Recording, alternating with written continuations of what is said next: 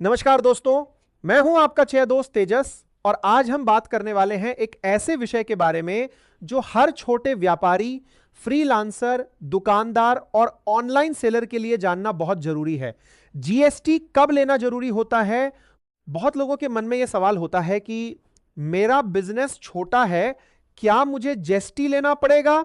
मैं फ्रीलांसिंग करता हूं, क्या मेरे लिए जीएसटी जरूरी है? अगर मैं अमेजॉन या फ्लिपकार्ट पर बेचूं तो क्या होगा? अगर मैं जीएसटी नहीं लूं तो कोई पेनल्टी लगेगी क्या? तो आज की इस वीडियो में हम जीएसटी एप्लीकेबिलिटी और जीएसटी रजिस्ट्रेशन को बिल्कुल आसान भाषा में प्रैक्टिकल एग्जांपल्स के साथ समझेंगे, ताकि वीडियो खत्म होने तक आपको पूरा क्लियर हो जाए कि आपको जीएसटी लेना चाहिए या नहीं। सबसे पहले समझते हैं कि जीएसटी आखिर लागू कब होता है। सरकार ने अलग अलग बिजनेस के लिए एक टर्नओवर लिमिट तय की हुई है। अगर आपका बिजनेस उस लिमिट को क्रॉस कर जाता है तो आपको जीएसटी रजिस्ट्रेशन लेना अनिवार्य हो जाता है। अगर आप गुड्स यानी सामान बेचते हैं, जैसे कपड़ों की दुकान, मोबाइल शॉप, किराना स्टोर, तो सामान्यतः जीएसटी की लिमिट 40 लाख रुपए होती है। मतलब अगर आपकी साल भर की बिक्री 40 लाख रुपए से ऊपर चली जाती है तो आपको जीएसटी रजिस्ट्रेशन करवाना पड़ेगा। अब बात करते हैं सर्विस बिजनेस की। अगर आप कोई सर्विस देते हैं, जैसे consultancy, freelancing, designing, digital marketing, coaching या यूट्यूब से इनकम कमाते हैं, तो आपके लिए जीएसटी की लिमिट 20 लाख रुपए है।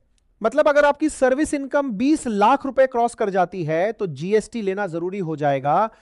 अब इसे एक प्रैक्टिकल एग्जांपल से समझते हैं। मान लीजिए आपकी एक कपड़ों की दुकान है और आपकी साल भर की बिक्री 25 लाख रुपए है। तो इस केस में जीएसटी लेना जरूरी नहीं है, क्योंकि आप 40 लाख की लिमिट के नीचे हैं। लेकिन अगर अगले साल आपकी बिक्री बढ़कर 45 लाख हो जाती है तो अब आपको जीएसटी रजिस्ट्रेशन करवाना पड़ेगा। अब दूसरा एग्जांपल लेते हैं। मान लीजिए आप फ्रीलांसिंग करते हैं, जैसे video editing, graphic designing, accounting या कंसल्टेंसी सर्विसेज। अगर आपकी इनकम 12 लाख रुपए है तो जीएसटी जरूरी नहीं है। लेकिन जैसे ही आपकी इनकम 20 लाख रुपए क्रॉस करेगी, आपको जीएसटी लेना अनिवार्य हो जाएगा। अब यहां एक बहुत इंपॉर्टेंट पॉइंट आता है। कुछ ऐसे केसेस होते हैं जहां आपका टर्नओवर कम होने के बावजूद भी जीएसटी लेना कंपलसरी हो जाता है। सबसे पहला केस है inter state supply. Inter state supply का मतलब होता है एक स्टेट से दूसरी स्टेट में गुड्स या सर्विसेज देना। जैसे आप गुजरात में बैठे हैं और महाराष्ट्र के क्लाइंट को सर्विस दे रहे हैं, या फिर राजस्थान में किसी कस्टमर को प्रोडक्ट भेज रहे हैं। ऐसे कई मामलों में जीएसटी रजिस्ट्रेशन जरूरी हो सकता है, चाहे आपका टर्नओवर कम ही क्यों ना हो। दूसरा इंपॉर्टेंट केस है ई कॉमर्स सेलिंग। अगर आप Amazon, फ्लिपकार्ट, मीशो या किसी भी ऑनलाइन मार्केट प्लेस पर अपना प्रोडक्ट बेचते हैं तो सामान्यतः जीएसटी रजिस्ट्रेशन जरूरी होता है। मतलब भले ही आपकी बिक्री सिर्फ 1 लाख रुपए हो, फिर भी कई मामलों में जीएसटी रजिस्ट्रेशन लेना पड़ सकता है। इसीलिए अगर आप ऑनलाइन सेलिंग शुरू करने की सोच रहे हैं तो सबसे पहले जीएसटी रूल्स को समझना बहुत जरूरी है। अब बात करते हैं कुछ ऐसे लोगों की जिन्हें जीएसटी लेने की जरूरत नहीं होती। सबसे पहला एग्जाम्पल है फार्मर्स। कृषि से होने वाली आय पर जीएसटी लागू नहीं होता। दूसरा एग्जाम्पल है छोटे लोकल बिजनेस ओनर्स। अगर आपका टर्नओवर सरकार द्वारा तय की गई लिमिट से कम है और आप सिर्फ लोकल एरिया में बिजनेस करते हैं तो हो सकता है आपको जीएसटी लेने की जरूरत ना पड़े। तीसरा एग्जाम्पल है कुछ एग्जेम्प्ट सर्विसेज, जैसे डॉक्टर्स, टीचर्स और कुछ एजुकेशनल सर्विसेज। इन पर जीएसटी लागू नहीं होता। अब सवाल आता है कि अगर जीएसटी लेना जरूरी है तो रजिस्ट्रेशन कैसे करें। अच्छी बात यह है कि जीएसटी रजिस्ट्रेशन का पूरा प्रोसेस ऑनलाइन है और काफी आसान है। सबसे पहले आपको जीएसटी पोर्टल यानी www.gst.gov.in पर जाना होता है।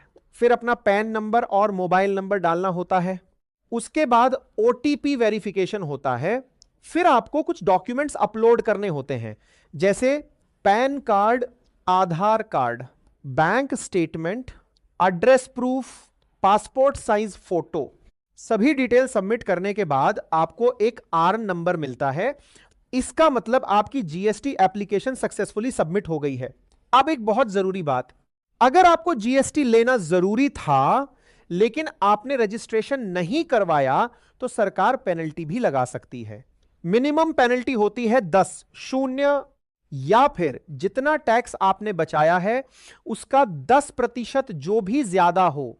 इसलिए जीएसटी रूल्स को समझना और समय पे कंप्लायंस करना बहुत जरूरी है। तो चलिए दोस्तों, अब एक क्विक रिकैप कर लेते हैं।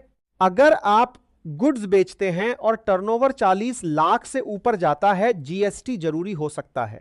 अगर आप सर्विसेज देते हैं और इनकम 20 लाख से ज्यादा हो जाती है, जीएसटी लेना जरूरी हो सकता है। अगर आप Amazon, फ्लिपकार्ट जैसे प्लेटफॉर्म्स पर बेचते हैं या दूसरे स्टेट्स में सप्लाई करते हैं, तब भी जीएसटी लागू हो सकता है। और अगर जीएसटी जरूरी होने के बाद भी रजिस्ट्रेशन नहीं करवाते तो पेनल्टी लग सकती है। उम्मीद करता हूं कि अब आपको जीएसटी एप्लीकेबिलिटी और रजिस्ट्रेशन का कॉन्सेप्ट काफी अच्छे से समझ आ गया होगा। अगर आपको अभी भी कोई डाउट है या आपको जीएसटी रजिस्ट्रेशन, रिटर्न फाइलिंग या किसी भी टैक्स रिलेटेड कंसल्टेंसी की जरूरत है तो आप मुझसे डायरेक्टली कनेक्ट कर सकते हैं। मेरी कॉन्टैक्ट डिटेल्स नीचे डिस्क्रिप्शन में दी गई हैं। मैं हूं तेजस, आपका सीए दोस्त। मिलते हैं अगली वीडियो में एक और आसान और प्रैक्टिकल फाइनेंस टॉपिक के साथ। तब तक सीखते रहिए, आगे बढ़ते रहिए और फाइनेंस को सिंपल रखिए।